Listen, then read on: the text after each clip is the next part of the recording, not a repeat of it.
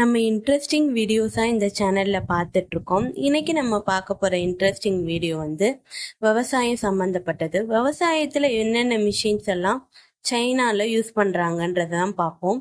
சைனாவில் ஃபுல்லாகவே மிஷின்ஸாக விவசாயத்துக்கு யூஸ் பண்ணுவாங்க.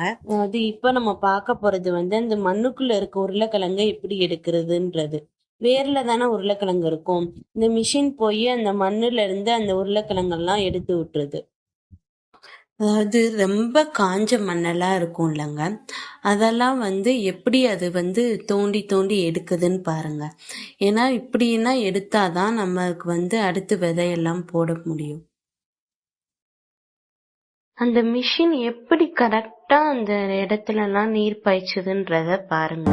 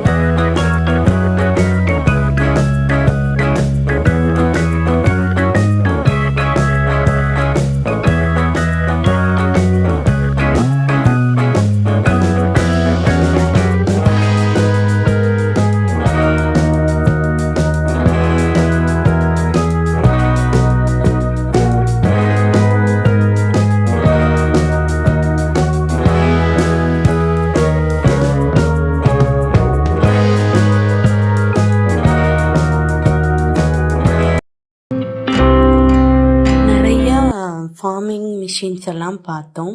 இப்போ நம்ம பார்க்க போகிறது என்னென்னா, அந்த நடுவாங்கலங்க, இந்த விதை போட்டு கொஞ்சம் வளர்த்து அதுக்கப்புறம் நாற்று நடுறதுன்னு சொல்லுவாங்கள்ல, அதுதான். அது மனுஷங்க நடும்போது ரொம்ப கொஞ்சம் கஷ்டமாகவே இருக்கும்.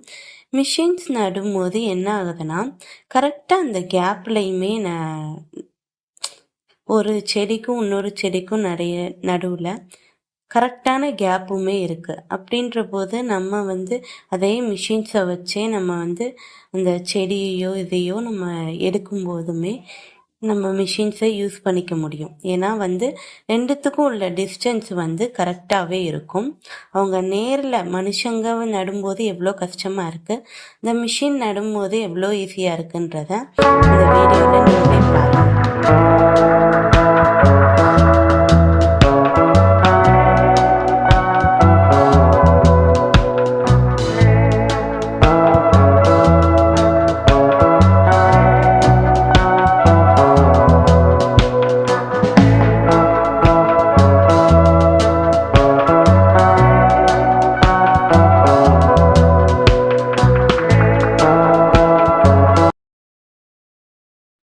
இதே மாதிரியே இன்ட்ரெஸ்டிங் வீடியோஸ் எல்லாம் பார்க்க இந்த சேனலை சப்ஸ்கிரைப் பண்ணிக்கோங்க.